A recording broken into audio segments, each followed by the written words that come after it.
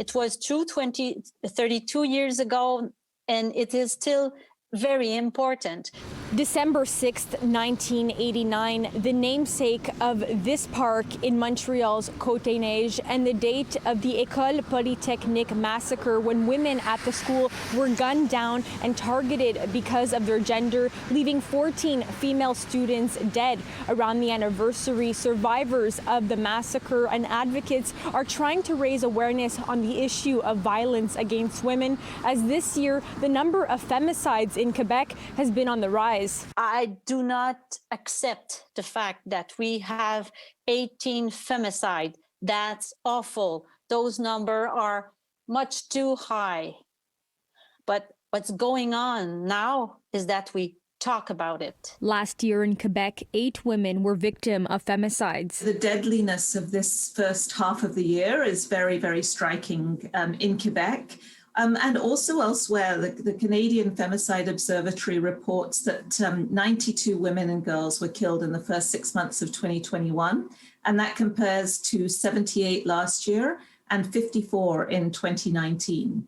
So that's almost double rates, if you like, pre-pandemic. An annual campaign in all regions of Quebec is underway to advance the conversation on this issue. The 12 Days of Action Against Violence on Women, which started November 25th, the National Day of Remembrance and Action on Violence Against Women, and coming to an end on December 6th, the anniversary of the Polytechnique massacre. Even if it happened in '89, it's still happening today, and we still feel the effect today. It was a murder against women, and it's really important to talk about it every year and to never forget the name of these women, and to never forget that it happened because of the fact they were women. They were Anne-Marie Lemay, Anne-Marie Edouard, Annie Saint-Arnaud, Annie Turcotte, Maryse Lagagnère, Maryse Leclerc, Maude Havernick, Barbara Dagneau, Barbara Kluznik, Geneviève Bergeron, Hélène Colgan, Michel Richard, Nathalie Croteau,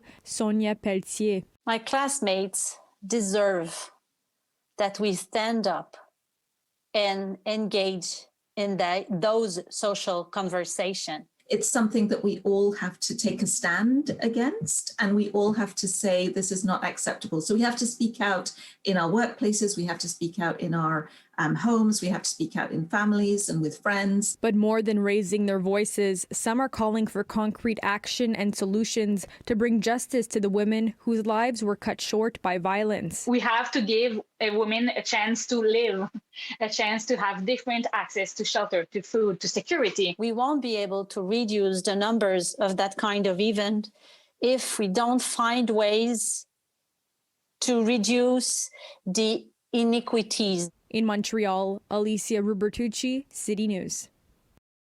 If you need help, reach out. Call SOS Violence Conjugale 24/7 at 1-800-363-9010.